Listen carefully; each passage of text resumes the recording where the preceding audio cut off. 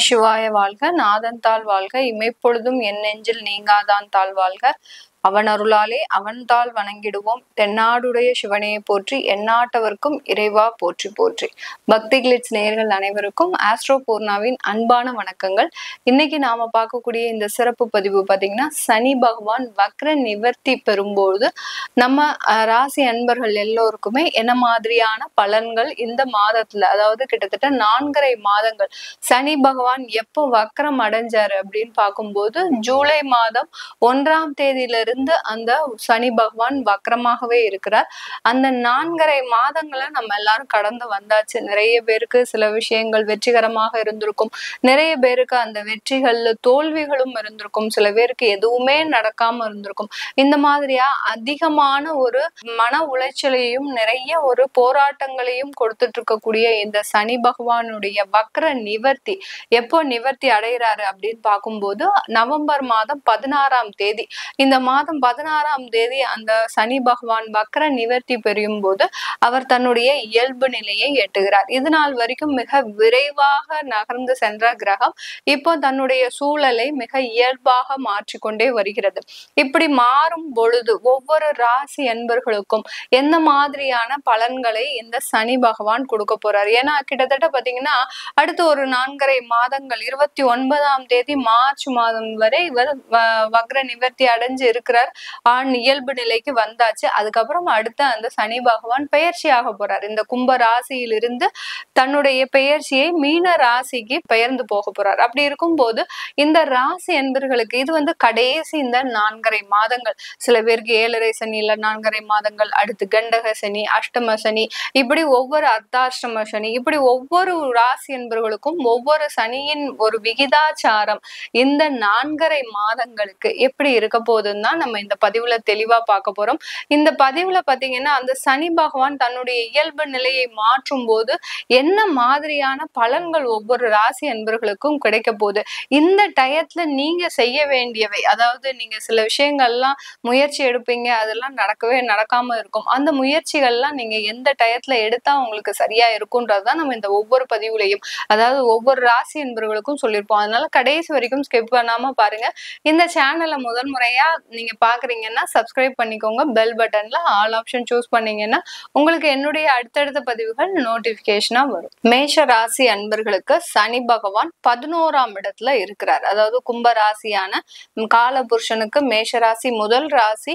இந்த சனி பகவான் ராசிக்கு 11ஆம் இடத்துல வக்ரமாக இருந்தாரு. இந்த 16ஆம் தேதி நவம்பர் மாதம் வக்ர நிவர்த்தி அடைகிறார். அப்போ மேஷராசி என்பர்களுக்கு டைரக்டாவே அந்த 11ஆம் இடத்துல இருக்கும்போது இந்த மேஷ ராசி என்பர்களுக்கு இந்த 4.5 மாதங்கள், இந்த ஏன்னா 16 நவம்பர்ல இருந்து நம்ம 29ஆம் தேதி மார்ச் வரைக்கும் பார்க்கும்போது நமக்கு ஒரு 4.5 மாதங்கள் வரும். அந்த 4.5 மாதத்துல இந்த சனி பகவானுடைய பார்வை தான் முக்கியமா இருக்கு. ஏன்னா இது நாள் வரைக்கும் அவர் டைரக்டா இருந்து எல்லாருக்குமே என்னென்ன பலன்களை கொடுக்கணுமோ, ஏன்னா சனி பகவான் சொல்லக்கூடியவர் அந்த பாவ கிரகம், அடுத்து பாத்தீங்கன்னா மெதுவாக நகர்ந்து செல்லக்கூடிய கிரகம், ஒருவருடைய கர்மாவை நிர்ணயிக்கக்கூடிய கிரகம், அதாவது ஜோதிட ரீதியாக நீதிமான் சொல்லக்கூடிய அந்த சனி பகவான் ஆகப்பட்டவர் இது நாள் வரைக்கும் தன்னுடைய நிலையை இயல்பு நிலையாக இருக்கும் போது டைரக்டாவே அந்த மேஷராசி என்பர்களுக்கு சில பலன்களை கொடுத்துட்டு இருந்தார்.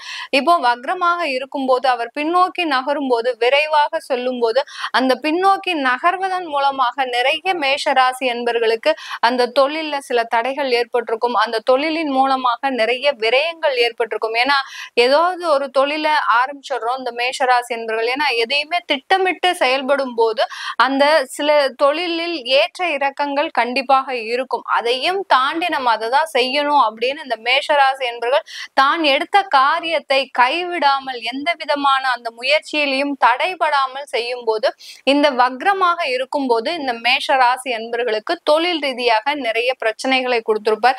அதே சமயத்துல அதுல வருமான ரீதியாகவும் நிறைய மாற்றங்களை கொடுத்திருப்பார் இந்த சனி பகவான் வக்ரமாக இருக்கும் போது. இப்போ வக்ர நிவர்த்தி அடையும் அடையும் போது அவருடைய பார்வையாகப்பட்டது, சனி பகவானின் பார்வை பாத்தீங்கன்னா 3ஆம் பார்வை, 7ஆம் பார்வை, 10ஆம் பார்வை, இந்த 3 பார்வைகளும் எங்கெங்க விழுது அப்படின்னு பார்க்கும்போது இந்த மேஷ ராசி அன்பர்களுக்கு 3ஆம் பார்வையாக இந்த மேஷ ராசி அன்பர்களையே பார்க்கிறார். மேஷ ராசியவே அந்த சனி பகவான் பார்க்கிறார். அடுத்து பாத்தீங்கன்னா 7ஆம் பார்வையாக இந்த சிம்ம ராசியை, அந்த ராசிக்கு மேஷ ராசிக்கு பூர்வ புண்ணிய ஸ்தானமான அந்த சிம்ம ராசியை பார்க்கிறார். அடுத்து பாத்தீங்கன்னா 10ஆம் பார்வையாக இந்த மேஷ ராசி அன்பர்களின் 8ஆம் இடத்தை, அஷ்டமாதிபதினு சொல்லக்கூடிய அந்த 8ஆம் இடத்தை விருச்சிக ராசியை பார்க்கும்போது இந்த 4.5 மாதங்கள் இந்த மேஷ ராசியில இருக்கக்கூடிய அந்த அஸ்வினி நட்சத்திர அன்பர்களுக்கு கடன்கள் எல்லாமே சில அளவு குறையக்கூடிய ஒரு நேரமாக இருக்க போகுது. நிறைய கடன்கள் வாங்கி வச்சிருக்கிறீங்க, தொழில் ரீதியாக நிறைய சமாளிக்க முடியாத கடனை வாங்கி வச்சிருக்கிறீங்க அப்படின்னா கண்டிப்பாக அந்த தொழில் சம்பந்தமாக சில கடன்களை அடைப்பதற்கு உண்டான ஒரு நல்ல மாதமாக தான் இந்த மேஷராசி அன்பர்களுக்கு, அஸ்வினி நட்சத்திர அன்பர்களுக்கு இருக்க போகுது. அடுத்து இந்த பரணி நட்சத்திர அன்பர்கள், பரணி நட்சத்திர அன்பர்கள் எப்போதுமே ஒரு துடிப்போட இருப்பாங்க, நம்ம இதே சாதிச்சிடணும். ஏன்னா மேஷ ராசியில இருக்கக்கூடிய அந்த பரணி நட்சத்திர அன்பர்கள் பாத்தீங்கன்னா மேஷராசி செவ்வாய்க்கு அதிபதி, இந்த பரணி நட்சத்திரம் சுக்கிரனுடைய நட்சத்திரம். அப்படி இருக்கும்போது நிறைய சாதிக்கணும், நிறைய நம்ம விஷயங்களை பண்ணணும், தொழில் ரீதியாக நிறைய பண்ணணும். ஒருத்தர் வேலையே பார்த்துட்டு இருக்கிறாருன்னா அவரு ஒரு சொந்தமாக ஒரு தொழிலும் செய்யக்கூடிய ஒரு திறமைசாலிகளாக தான் இந்த பரணி நட்சத்திர அன்பர்கள் இருப்பீங்க. அந்த அப்படிப்பட்ட இந்த பரணி நட்சத்திர அன்பர்களுக்கு இந்த 4.5 மாதங்கள் உங்களுக்கு ஒரு புதிய வாய்ப்புகள் தேடி வரக்கூடிய ஒரு நேரமாக இருக்கும். தொழில் சம்பந்தமாக யாராவது புதுசா ஒரு பிசினஸ் ஆரம்பிக்கணும், இல்ல எனக்கு அந்த ஏற்கனவே நான் தொழில் செஞ்சுட்டு இருக்கிற இடத்துல ஒரு சில மாற்றங்களை பண்ணணும் அப்படின்னு நினைக்க விரும்புறவங்க தாராளமாக இந்த 4.5 மாதங்களுக்கு தாராளமா செய்யலாம். ஏன்னா இந்த சனி பகவான் ஆகப்பட்டவர் இந்த 4.5 மாதங்கள் செய்யக்கூடிய ஒரு நல்ல முன்னேற்றம் தான் உங்களுக்கு இந்த மேஷ ராசியில இருக்கக்கூடிய அந்த பரணி நட்சத்திர அன்பர்களுக்கு அடுத்து வரக்கூடிய ஒரு பொன்னான ஒரு காலமாக இருக்க போகுது. அடுத்து பாத்தீங்கன்னா கார்த்திகை நட்சத்திர அன்பர்களுக்கு, இந்த கார்த்திகை நட்சத்திர அன்பர்களுக்கு இந்த ராசியில இருக்கக்கூடிய அந்த மேஷ ராசியில இருக்கக்கூடிய அந்த கார்த்திகை நட்சத்திர அன்பர்களுக்கு இந்த சனி பகவானினுடைய பார்வையாகப்பட்டது பாத்தீங்கன்னா உங்களுடைய ராசிக்கு, அதாவது உங்க நட்சத்திரத்திற்கு அதிபதியான அந்த சூரியனுடைய ராசியில வேற அந்த சனியின் பார்வை படுறதுனால, அந்த பூர்வ புண்ணிய ஸ்தானத்துல படுறதுனால மேலும் மேலும் வேலையில முன்னேற்றம், நீங்க செய்கின்ற அந்த வேலையில நிறைய பதவி உயர்வு, வருமான உயர்வு, நீங்க எதிர்பாராத திருப்பங்கள், இது எல்லாமே தரக்கூடிய ஒரு நேரமாக தான் இருக்க போகுது. ஏன்னா அவர் அஷ்டமாதிபதியாகப்பட்ட அந்த 10ஆம் இடத்தையும் பார்க்கறதுனால அவருக்கு அங்க கர்மகாரகனா பார்க்கிறார். ஆனா உங்களுடைய இடத்துக்கு பாத்தீங்கன்னா அந்த மேஷ ராசிக்கு 8ஆம் இடத்தை பார்க்கும்போது திடீர் அதிர்ஷ்டங்களையும் திடீர் வாய்ப்புகளையும் கொண்டு கொடுக்கக்கூடிய ஒரு நேரமாக தான் இருக்க போது இந்த மேஷ ராசியில இருக்கக்கூடிய கார்த்திகை நட்சத்திர அன்பர்களுக்கு. இப்படி இந்த ஒவ்வொரு நட்சத்திர அன்பர்களுக்கும் இந்த சனி வக்ர நிவர்த்தி ஆகப்பட்டது நிறைய ஒரு சந்தோஷமான தருணங்களை கொடுக்கக்கூடிய ஒரு மாதமாக தான் இருக்க போது இந்த அடுத்து வரக்கூடிய 4.5 மாதங்கள். ஏன்னா லாபஸ்தானத்துல இருக்கிறார், லாபஸ்தானம்னு சொன்னாலே மகிழ்ச்சியை தரக்கூடிய ஒரு தருணமாக தான் இருக்கும். இந்த 4.5 மாதங்கள்ல இது நாள் வரைக்கும் பட்ட கஷ்டங்கள் எல்லாமே ஒரு 60% அளவு உங்களுக்கு ஒரு நிவர்த்தியை தரக்கூடிய ஒரு சனி வக்ர நிவர்த்தியாக தான் இருக்க போது இந்த மேஷ ராசி என்பர்களுக்கு.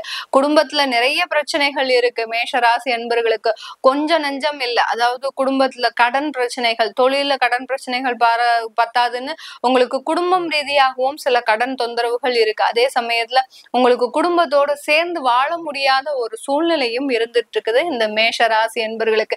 நிறைய பேர் குடும்பத்தோட வாழணும்னு நினைச்சாலும் அவங்களால முடியாத ஒரு சூழ்நிலை.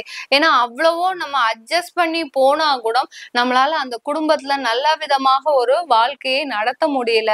அடுத்து பாத்தீங்கன்னா அந்த குடும்பத்துல இருக்கக்கூடிய அந்த கருத்து வேறுபாடுகள் மேலும் மேலும் அதிகரிச்சுக்கிட்டு தான் இருக்கு.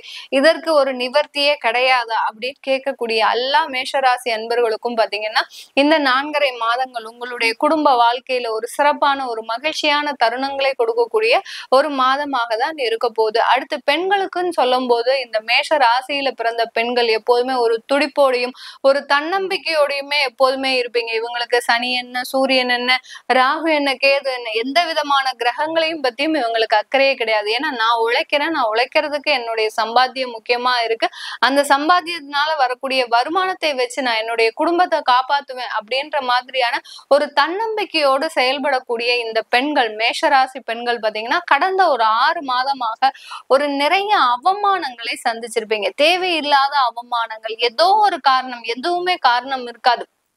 நீங்க ஒண்ணுமே பேசியிருக்க மாட்டீங்க. ஆனாலும் உங்களுடைய பேச்சுல ஒரு குற்றம் கண்டுபிடித்து எந்த இடத்துலயும் இருந்தாலும் சரி, அலுவலகத்திலயும் சரி, அடுத்து பாத்தீங்கன்னா குடும்ப உறவுலயும் சரி, எந்த பொது இடத்துலனாலும் சரி, நண்பர்கள் மத்தியிலும் சரி, ஏதோ ஒரு குற்றத்தை கண்டுபிடித்து உங்களை ஒரு தனி நபராக, உங்களை தனித்து விடுபடக்கூடிய ஒரு நபராக தான் இது வரைக்கும் ட்ரீட் பண்ணியிருப்பாங்க. அதனால சில பேர் பெண்கள்லாம் பாத்தீங்கன்னா ஒரு விரக்தியான சூழ்நிலையில இருப்பீங்க. இப்படிப்பட்ட நம்ம எல்லாருக்காகவும் உழைக்கிறீங்க. ஏன்னா பெண்களுக்கு உண்டான ஒரு முக்கியத்துவம் என்ன இந்த மேஷ ராசியில அப்படின்னு பார்க்கும்போது, அவர்கள் குடும்பத்திற்காகவே தியாகம் செய்பவர்கள். குடும்பத்துல இருக்கிறவங்க நல்லா இருக்கணும் சொல்லி சொல்லி வளர்ந்தவர்கள். அதே சமயத்துல அந்த குடும்பத்துல இருக்கிறவங்களே, தன்னுடைய சார்ந்தவர்களே தன்னை இழிவாக பேசும்போது அந்த மனமாகப்பட்டது நிறைந்த வலிகளை சுமந்து கொண்டு ஒரு நடை பிணமாக தான் இந்த மேஷராசி என்பர்கள் நீங்க வாழ்க்கை பயணம் தொடர்ந்துட்டு இருக்கிறீங்க. இது எல்லாமே உங்களுக்கு இந்த நவம்பர் மாதத்துல இருந்து மிகப்பெரிய ஒரு மாற்றங்களை கொண்டு தரக்கூடிய ஒரு நேரமாக தான் இருக்க போகுது. இதன் மூலமாக இந்த சனி வக்ர நிவர்த்தியின் மூலமாக மேஷராசி என்பர்களுக்கு வாழ்க்கையில முக்கியமான கட்டங்களை எட்டக்கூடிய ஒரு அத்தியாயமாகவும் இருக்க போகுது. ஏன்னா சில பேருக்கு ஒண்ணுமே நடக்கல அப்படின்றவங்க எல்லாம் இந்த 4.5 மாதங்கள்ல சில முயற்சிகளை செய்து அதற்குண்டான வாய்ப்புகளை பெற்று அதன் மூலமாக சில பிரச்சனைகளை தீர்க்கக்கூடிய ஒரு மாதமாகவும் தான் இருக்க போகுது. அதனால இந்த 4.5 மாதங்கள் ஒரு வரமாக அமைந்து இந்த மேஷராசி என்பர்களுக்கு இது நாள் வரைக்கும் இருந்த துயரங்கள் எல்லாமே களையக்கூடிய ஒரு நேரமாகவும் தான் இருக்க போகுது. ஏன்னா அடுத்து விரயஸ்தானத்திற்கு வருகிறார் இந்த மேஷராசி என்பர்களுக்கு. அந்த சனி பகவான் விரயஸ்தானத்திற்கு வர்றதுக்கு முன்னாடி இந்த 4.5 மாதங்கள் நீங்க என்னென்ன செய்யணும்னு நினைக்கிறீங்களோ அது எல்லாத்தையுமே சாதிக்கக்கூடிய ஒரு மாதமாகவும் தான் இருக்க போகுது. இது எல்லாமே நம்ம கோச்சார நிலவரப்படி பலன்களை சொல்லி இருக்கிறோம். உங்களுடைய ஜாதகப்படி, தசா புத்திப்படி அந்த சனி பகவான் எப்படி வக்ர நிவர்த்தி அடையும் போது உங்களுக்கு என்ன பலன்கள் இருக்கும். சில பேருக்கு பாத்தீங்கன்னா அந்த மேஷ ராசி என்பர்களுக்கு இப்பவே பாத்தீங்கன்னா அவங்களுக்கு 7.5 சனியினுடைய தாக்கம் இருக்கு அப்படின்ற மாதிரியான ஒரு தவறான புரிதல்கள் இருக்கு. அதெல்லாம் கிடையவே கிடையாது. உங்களுக்கு இன்னும் ஒரு 2 ஆண்டுகள் ஒரு காலம் இருக்கு. அதுக்கப்புறம் தான் உங்களுக்கு 7.5 சனியின் காலம் வரும். அதனால அதெல்லாம் தெரிஞ்சுக்க விருப்பப்படுறவங்க கீழே இருக்கிற நம்பருக்கு வாட்ஸ்அப்ல அப்பாயின்மெண்ட் வாங்கிட்டு நீங்க என்கிட்ட கன்சல்ட் பண்ணிக்கலாம். சில பேருக்கு குழந்தைகளுக்கு ஜாதகம் எழுதணும், திருமணம் ரீதியாக ஜாதகம் எழுதணும் அப்படின்னு நினைக்கிறவங்க கீழே இருக்கிற நம்பருக்கு வாட்ஸ்அப்ல அப்பாயின்மெண்ட் வாங்கிக்கிட்டு நீங்க என்கிட்ட கன்சல்ட் பண்ணிக்கலாம். உங்களிடமிருந்து விடைபெறுவது உங்கள் ஆஸ்ட்ரோ பூர்ணா. நன்றி, வணக்கம்.